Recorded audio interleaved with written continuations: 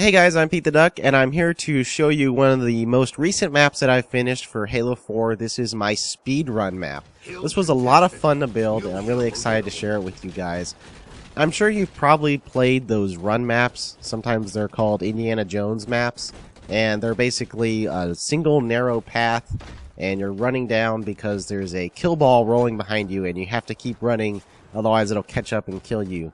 And this is my take on that concept. I wanted to take the same excitement and anxiety, I guess you could say, of having this impending doom behind you, but I wanted to expand the concept and break away from that linearity and have multiple pathways and kind of this branching environment. And so what I did is I created a large moving hill, and you have to keep pace with the hill. You can't get ahead of it, and you can't fall behind it, because if you're outside of the hill, you can't move, and once you're not able to move, you get caught by death teleporters.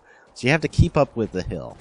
But that allows me to do things like create different pathways and things like that, which makes the map a lot more exciting and adds a lot of replay value because you're not always taking the same path. And I don't necessarily have to rely on cheap tricks like landmines and things like that. I can make the jumps more difficult, or kind of have a risk reward for taking a different path or something like that. So the way you win in this map, this is designed for 2 to 16 players, and there's 2 victory conditions. The first is to be the only player remaining in the hill as it's moving along the map. If all the other players fall behind and you're the only player left in the hill, you'll score a point and you'll win the round. So you don't necessarily have to make it to the end of the map to win. And the other victory condition, of course, is to make it to the end of the map. If you have an opponent that's keeping pace with you, and they don't fall behind, and you both make it to the end, what's going to happen is there's a really small platform at the end that only one player should be able to fit on. And so you're going to have to fight over that and see who can get to it first. If you fall behind the hill, you're not going to be able to move, and you're going to get stuck, and eventually a teleporter will spawn and kill you, and that's what happens if you get left behind.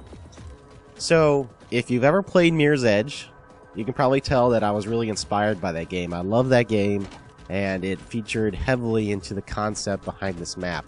What I wanted to do is take the 2 design choices in Mirror's Edge, the normal design of the city and that aesthetic, and I wanted to take the more abstract design that they used in the DLC pack and kind of merge them together into something that had some moments that felt very normal and looked like a normal structure, but then I could also throw in floating platforms and get away with it, and that helped me keep my forge budget down real low.